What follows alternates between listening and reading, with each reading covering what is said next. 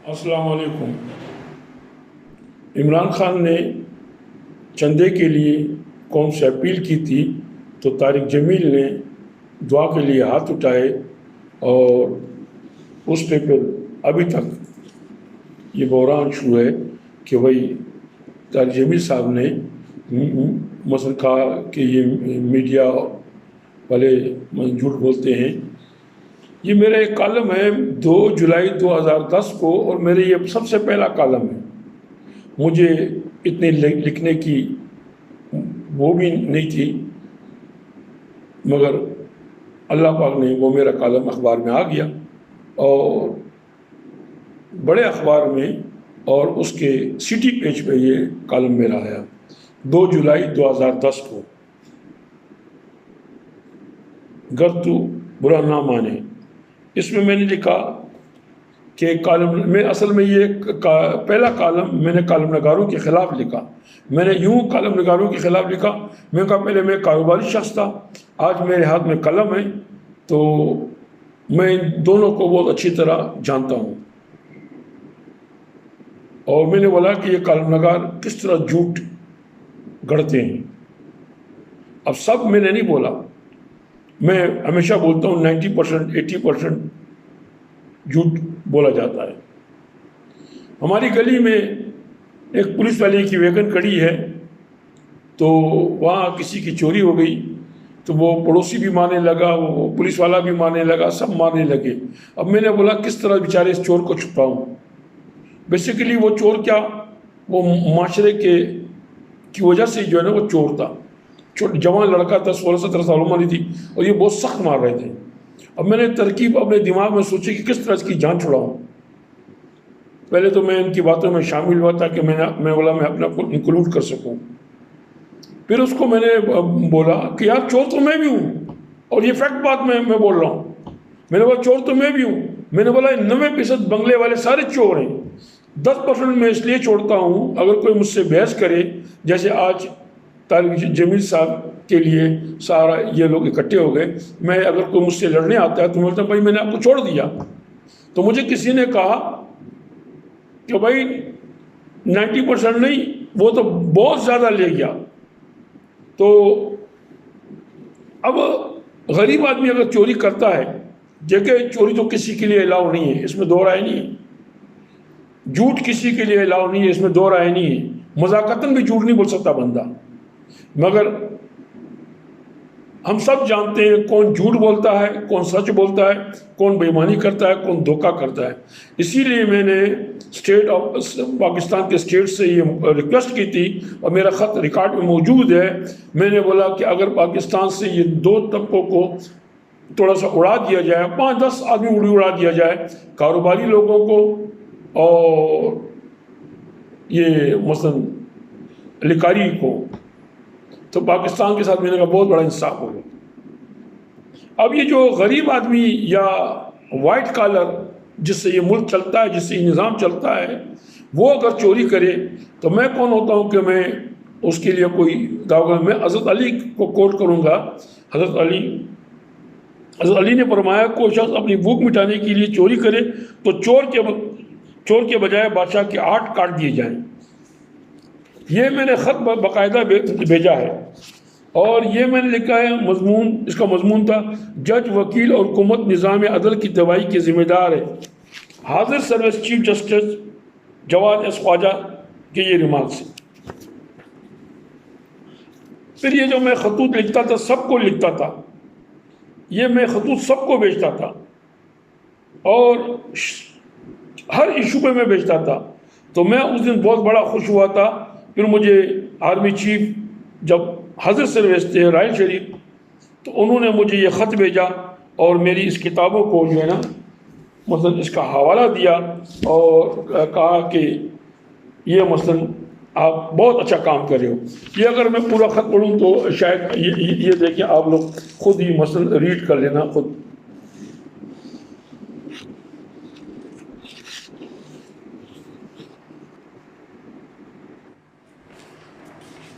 तो ये आज अगर अदालतों में इतना झूठ बोला जाता है, इतना झूठ बोला जाता है जिसकी इंतहा नहीं। मैं पहले भी आप लोग को बता चुका हूं, मेरा एक केस था, 28 साल से मैं लड़ रहा हूं। सपोज मैं मांग रहा हूं 1 रुपया और महकमे वाले कहते हैं हमने इसको 10 रुपए दे दिए। न जज ने, न रजिस्ट्रार ने, न वकीलों ने, न अदलिया से मुंसलिक दूसरे लोगों ने ये देखा कि भाई ये तो 1 घंटे का ये मसला है। जैसे ही हमने केस रजिस्टर किया वहां से उनका जवाब आए, उसी टाइम ये केस खारिज कर देना चाहिए था। 28 साल मेरी जिंदगी बर्बाद करने वाले ये अदालत, ये जज हजरात, ये पेशकार, ये वकील हजरात, और जो मुझसे 28 साल से मुतवतर मैं पैसे दिए जा रहा हूँ और फैसला भी हुआ, फिर आगे गया, 2 जगह मैं खुद निकाल के लाया फैसला। तो हमारे नबी करीम सल्लल्लाहु अलैहि वसल्लम ने कहा है, ये मैं बार बार इसका जिक्र करता हूँ, जो मेरी किताब अस्कुद नोटिस 3 के सफ़ा नंबर 108 में है। हज़रत मोहम्मद मुस्तफ़ा ने फरमाया करते थे कि अगर मुझसे कोई फैसला करने में कोताही हो जाए, यानी से मेरे सामने यह शख्स आकर बड़ी सफाई से झूठ बोलकर और सबूत पेश करके और गवाहों खड़ा करके अनजाने मुझसे गलत फैसला भी करवा ले, तो मैं भी एक इंसान हूँ, मुझसे खता हो सकती है, लेकिन इसका मतलब हरगिज़ नहीं कि फिर वो शख्स बच जाएगा। आज अदालतों में जो गलत फैसले हुए हैं, क्या ये रिव्यू करेंगे? नहीं करेंगे। मैं तो जब नवाज शरीफ आज़िज़ वज़ीर आज़म वक्त करता था तो मैं उसको रिटर्न में लिख के देता था कि भाई आप इस्तीफ़ा दे दें, क्योंकि मैं तो स्टेट के साथ खड़ा हूँ ना, मैं तो स्टेट के साथ खड़ा हूँ। मुझे मालूम है कि इस टाइम स्टेट यूँ जा रही है, ऐसे जा रही है, मैं तो स्टेट के पीछे पीछे हूँ, बिल्कुल, ये मेरा ईमान है, क्योंकि हमने स्टेट को ताकतवर करना है। तो वो हाजिर मसलन नवाज शरीफ वज़ीर आज़म सीट पे थे, मैंने नवाज शरीफ को ये भी कहा कि अपने 2 बच्चों की खातिर आप पूरे मुल्क से मुंह मोड़ रहे हैं, ये आपके लिए नुकसानदेह है। रिकॉर्ड पे मौजूद है, वो ख़त वज़ीर आज़म हाउस में भी है, सदर हाउस में भी है, मसलन और जगहों में भी है। तो झूठ तो जो है, जो मीडिया में कहते हैं, भाई मैंने इसका आसान फार्मूला निकाला है। जैसे मैंने कहा ना कि हज़रत अली ने कहा कि भाई अगर कोई बंदा चोरी करता है तो उसके हाथ नहीं काटने चाहिए, बादशाह के हाथ काटने चाहिए। और इन अमीरों का जो मैंने आप लोग को पहले भी फार्मूला बता चुका हूँ कि भाई ये पता लगाया जाए कि आज से पहले जब ये शख्स काम कर रहा था, जैसे मैं आज ये कलम मैंने उठाया हुआ है, मैं कलम उठाने से पहले मेरे पास क्या दौलत थी, मैं कहाँ रहता था। खुदा का शुक्र है मैं पैदा भी ब्लॉक 6 PCHS में हुआ हूँ और आज भी ब्लॉक 6 PCHS में रहता हूँ।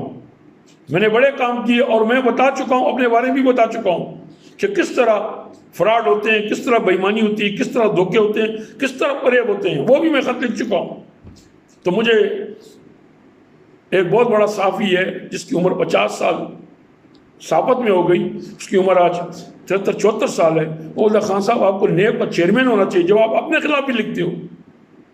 तो कहने का मकसद ये है, झूठ का तो किसी को इख्तियार नहीं कि कोई वो झूठ बोले। अब इस झूठ ने ही इस माशरे को तबाह और बर्बाद किया हुआ है। मैं ये 4-5 दिन से ये सारा सुन रहा था, फिर जो मेरे दिमाग में, मैंने कहा कि भाई ये वीडियो सही है, मैं देता। अभी इमरान खान की जो मौलाना साहब ने कहा कि वो ईमानदार आदमी है, मैं फिर इसको इस जाविये से देखता हूँ कि जरदारी साहब और नवाज शरीफ साहब ने भी इमरान खान पे इल्ज़ाम नहीं लगाया, तो मैं भी फिर कहता हूँ कि इमरान खान ईमानदार आदमी है। बाकी उसकी ज़ाती ज़िंदगी, उससे हमें कोई सरोकार नहीं, किसी की ज़ाती ज़िंदगी से हमें कोई सरोकार नहीं, वो जाने उसका रब जाने। हमारा मकसद सिर्फ ये है कि भाई पार्लियामान का काम है कि वो आइन साजी करे, कानून साजी करे। अब मैं ये जो अदालतों के खिलाफ मैं जो उठा हुआ हूँ, मैंने एक जहाज शुरू किया हुआ है और मेरे किताबों का नाम भी अस्कुद नोटिस है। अब मेरे जैसे शख्स को भी तंग किया जाता है, परेशान किया जाता है, तो आम आदमी के साथ क्या रवैया होता होगा। मैं तो शुक्र है कि कोर्ट में खड़ा भी हो जाता हूँ और मैं बार बार बता चुका हूँ, जस्टिस गोराई साहब थे, मैं उनकी अदालत में बार बार खड़ा होता था और मेरा वकील जो था वो खुद जज था, कोकर साहब थे, वो घबरा के बाहर बैठ गया और फैसला मेरे हक में हुआ। अब फिर वो देते हैं, स्टे ले लेते हैं, ये करते हैं, वो करते हैं। ये कुछ तरीका है भाई? मैं मांग रहा हूँ 1 रुपया, आप कहते हो 10 रुपये ले गया। उसी टाइम जज को, पेशकार को, इन सब को, दोनों साइड के वकीलों को वो 1 घंटे का फैसला चाहिए। आज 28 साल लगा है। अब मेरे डिमांड ये है, 28 साल इन्होंने मुझे जलील किया, अब 28 साल में इन सबको जलील देखना चाहता हूँ, तो फिर तो इंसाफ होगा इस मुल्क में, वरना नहीं होगा इंसाफ। और फिर मैंने ये लिखा है, मैंने बोला इस मुल्क में किसी वक्त भी पटाखा पड़ सकता है। ये किसी वक्त भी पटाखा पड़ सकता है। अभी तो ये जो मौलाना जमील साहब वाली बात है या दुआ वाली बात थी, एक तरह से पटाखा ही है ना। आज आप सोशल मीडिया पर देखें, मैं ये जो कुछ यूट्यूबर लोग हैं बहुत अच्छा बोलते हैं, बहुत अच्छा बोलते हैं। इसमें 1-2 है, मैं नाम किसी का नहीं लूँगा, ऐसा नहीं किसी का नाम रह जाए, मगर कुछ गालियाँ कम करें तो ये और अच्छा हो जाएगा। मैं पाकिस्तान के तमाम ईमानदार कौम और मुल्क से मुख्तलिफ लीडरों, अफसरान, गरीब आवाम और दूसरे लोगों को सलाम पेश करता हूँ। मैं सिर्फ माशी दहशतगर्दों और 2 नंबर लोगों के खिलाफ बोलता हूँ और मुल्क को तबाह बर्बाद करने में इन्हीं का हाथ है। पिछले तकरीबन 45 साल से लीडरों और हुक्मरानों ने इस मुल्क को दोनों हाथों से लूटा है। 2018 के इलेक्शन में असर सामने आने से लगता है हुक्मरानों ने और कोई काम नहीं किया सिवाय इस मुल्क को लूटने के, जिसका जितना बड़ा जबड़ा इसने इसी हिसाब से मुल्क को नोचा है और इसी तरह कारोबारी हज़रात ने नोचा है। आज मुल्क में कोरोना वायरस फैला हुआ है, पूरी दुनिया के लोगों ने अपनी तजुर्बियाँ खोल दी और ये जो इन लोगों का पैसा पड़ा हुआ है, ये कारोबारी हज़रात के पास या ये मीडिया के पास या दूसरे लोगों के पास, भाई ये पैसे तो हमारे हैं, 22 करोड़ आवाम के। इसीलिए मैं इनको कहता हूँ कि भाई अपने दरवाजे का ख्याल रखें, ये आवाम के भीड़ ऐसा नहीं हो आप लोग के घरों में घुस ना जाए।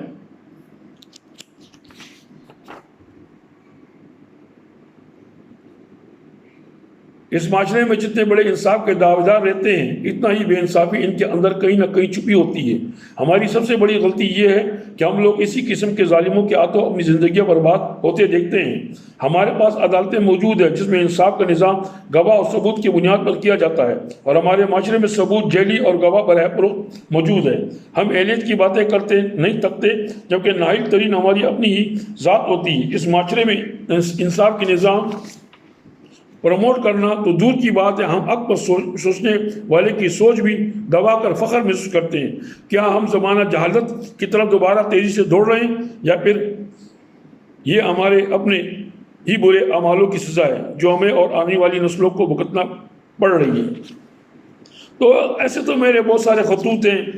तो ये मैंने ख़त लिखा था चीफ जस्टिस ऑफ पाकिस्तान को, तो मैंने बोला कि मैं कब्रिस्तान से जा रहा था शेख मौज़ूम खान, और मेरे दोस्त ने दुआ के लिए हाथ उठाया। मैंने बोला मैं दुआ के लिए हाथ उठाऊंगा। मैंने बोला इसमें एक जज की भी कब्र है, क्योंकि मैं अदालतों ने मुझे बहुत तंग किया, बहुत परेशान किया। मुझे क्या, आप किसी साइल से पूछ लें, और हर काम के लिए वकील, हर काम के लिए अदालत। ये सरकार को, स्टेट को अब कुछ कानून ऐसे बनाने चाहिए, DC को, कमिश्नर को, पुलिस को, ये सारे इख्तियार इनको सौंप दिए जाए और कहा जाएगा अगर इस इतने ज़िले में या इतने टाउन में अगर मसलन यहाँ से इतने केसेस अगर कोर्ट में गए तो हम उन अफसरान से पूछेंगे। तो ये AC या DC या कमिश्नर बुला लें, उसी टाइम फैसला कर दें, तो इतने सारे केस कोर्ट में जाए। अब मज़े की बात यह है, क्या सुप्रीम कोर्ट मेरा जैसा बंदा जा सकता है?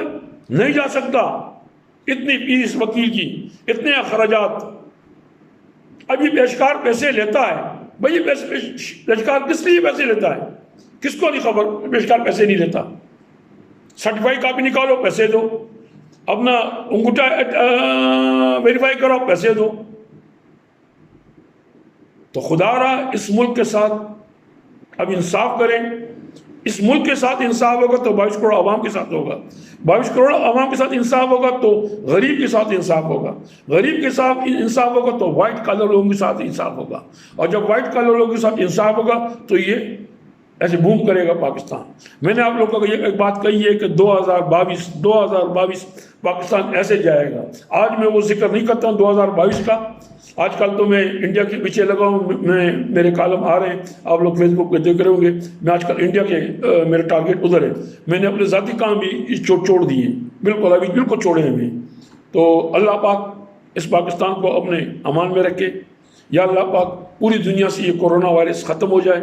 या अल्लाह पाक गरीब और वाइट कॉलर की मदद तू गैब से कर। ये जो जिन्होंने पैसे हमारी चोरी किए हैं, ये पैसे का मुंह नहीं खोलेंगे, ये मर जाएंगे, पैसे का मुंह नहीं खोलेंगे। इसीलिए तो कहते हैं कि दमड़ी जाए, जो चमड़ी जाए मगर दमड़ी ना जाए। अस्सलाम वालेकुम।